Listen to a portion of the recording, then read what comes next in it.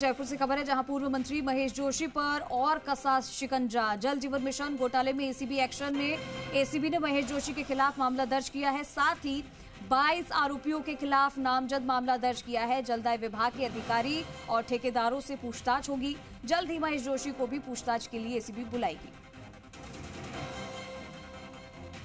तो पूर्व मंत्री महेश जोशी पर शिकंजा कसता जा रहा है क्योंकि जल जीवन मिशन घोटाले में एसीबी एक्शन हुआ है। एसीबी ने महेश जोशी के खिलाफ मामला दर्ज कर लिया है। साथ ही 22 आरोपियों के खिलाफ भी नामजद मामला दर्ज किया है। जलदाय विभाग के अधिकारी और ठेकेदारों से भी पूछताछ होगी और जल्द ही महेश जोशी को भी पूछताछ के लिए बुलाया जाएगा।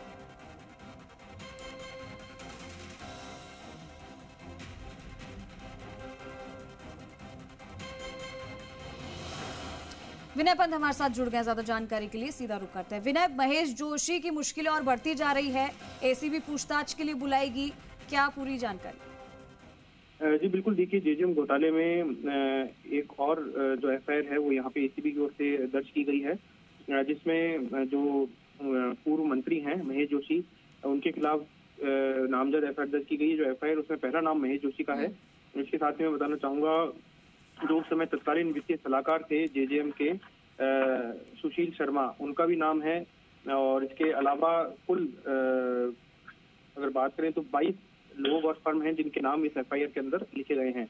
और अब ये एफआईआर जो है वो दर्ज की गई है। इसकी जांच की जाएगी किस तरह से जेजेएम का जो पूरा घोटाला हुआ था उसमें किस तरह से क्या क्या चीजें, किन किन लोगों की क्या क्या भूमिका है, जो फर्म थी उनके द्वारा किस तरह से घपला इस पूरे प्रोजेक्ट में किया गया, उस तमाम चीजों को लेकर जो अब जांच है वो एसीबी करेगी। और मैं आपको बताना चाहूंगा जो ये एफआईआर दर्ज की गई है वो काफी लंबी चौड़ी एफआईआर है। 67 पेजेस की एफआईआर है जो कि दर्ज की गई है। और इस पूरे घोटाले से जुड़े हुए तमाम जो तथ्य हैं जो कि अभी तक सामने आए हैं वो एफआईआर के अंदर शामिल किए गए हैं। और उसी के आधार पर एसीबी अपनी जांच को आगे बढ़ाएगी। और ये माना जा रहा है कि आने वाले दिनों में महेश जोशी और अन्य जो लोग जिन्हें एफआईआर में नामजद किया गया उनको नोटिस देकर पूछताछ के लिए एसीबी बुलाया जाएगा। जी ठीक है, आप विनय बने रहिए हमारे साथ। आशीष चौहान भी हमारे साथ जुड़ गए हैं इसी पर ज्यादा जानकारी के लिए। आशीष, एसीबी ने महेश जोशी के खिलाफ मामला दर्ज कर लिया और जल्दी उन्हें पूछताछ के लिए बुलाएगी, क्या जानकारी? देखिए, राजस्थान में जिस तरीके से पिछली सरकार में जल जीवन मिशन में घोटाला हुआ था और ईडी सीबीआई ने भी लगातार शिकंजा कसा था और अब एसीबी पूरे मामले की जांच कर रही है। बताया जा रहा है कि 22 लोगों के खिलाफ नामजद मुकदमा दर्ज किया है जिसमें पूर्व मंत्री का नाम भी है। और जिस तरीके से जो जलदाय विभाग के तमाम जो अधिकारी है उनका नाम भी इसमें शामिल है। उसके साथ साथ जो ठेकेदार पदमचंद, महेश मित्तल और तमाम जो ऐसे इंजीनियर्स हैं जिन्होंने जल जीवन मिशन में घोटाला किया था, जिनका आरोप था इस पूरे मामले को लेकर, उनके भी नाम इसमें शामिल है, जिसमें 2 से 3 चीफ इंजीनियर शामिल हो सकते हैं। इसके साथ साथ एडिशनल चीफ इंजीनियर भी शामिल हो सकते हैं, अधीक्षण अभियंता भी इसमें शामिल हो सकते हैं और एफए भी शामिल हो सकते हैं। यानी कि पूरे मामले में जिस जिसकी मिलीभगत थी वो यहाँ पर देखी जा रही थी। और लगातार जल जीवन मिशन में जिस तरीके से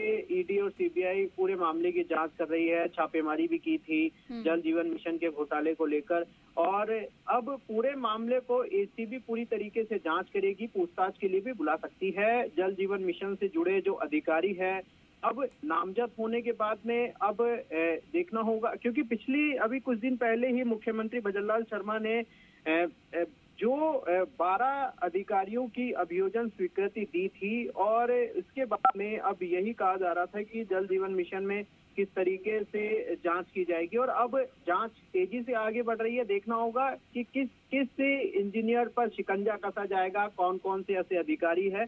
लेकिन जो अभियोजन स्वीकृति जिसकी मांगी थी, जिसमें चीफ इंजीनियर आरके मीणा है, दिनेश गोयल है, additional chief engineer Arun Srivastava है जो रिटायर हो गए हैं, अधीक्षण अभियंता आरसी मीणा है, एससी जितेंद्र शर्मा है, पारितोष गुप्ता है, एफए सुनील शर्मा, एससी निरिल और विकास गुप्ता, एमपी सोनी, बीएस जज्जू जो है उनकी अभियोजन स्वीकृति एसीबी ने मांगी थी जलदाय विभाग से। और अब देखना होगा कि किस तरीके से इन पर कार्रवाई होती है, कैसे आने वाले दिनों में सरकार जल जीवन मिशन घोटाले में शिकंजा कस पाएगी, क्योंकि राजस्थान में जिस तरीके से फर्जी प्रमाण पत्र के जरिए पदमचंद और महेश मित्तल ने जमकर लूट मचाई थी, जमकर फर्जीवाड़ा किया था, जो इरकॉन के नाम पर फर्जी प्रमाण पत्र बनाए थे। इरकॉन केंद्र सरकार की जो उपक्रम कंपनी है, जिसने जो रेलवे में काम करती है, उनके नाम से केरल में जाकर के जो प्रमाण पत्र बनाए थे,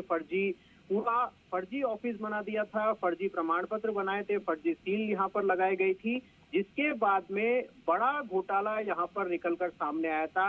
ये जो तकरीबन बताया जा रहा है कि 900 करोड़ का घोटाला इसमें सामने आया था, और जल जीवन मिशन की पूरी बात करें तो 2100 करोड़ का घोटाला अब तक जो सामने आ चुका है ईडी और सीबीआई की छापेमारी के बाद में। लेकिन अब एसीबी पूरी तत्परता से जांच करेगी।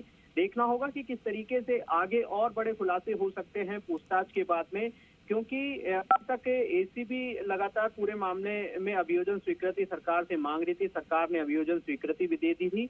अब देखना होगा कि कितने जो ठीक है, अभी देखना ये होगा कि और कितने नाम सामने और आते हैं।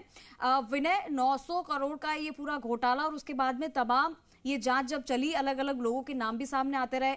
अब कई अधिकारी और ठेकेदार ऐसे हैं जिनसे पूछताछ भी की जाएगी, तो क्या एक्शन लिया जा सकता है? क्या अभी और भी लोग हैं जिनके नाम सामने आ सकते हैं?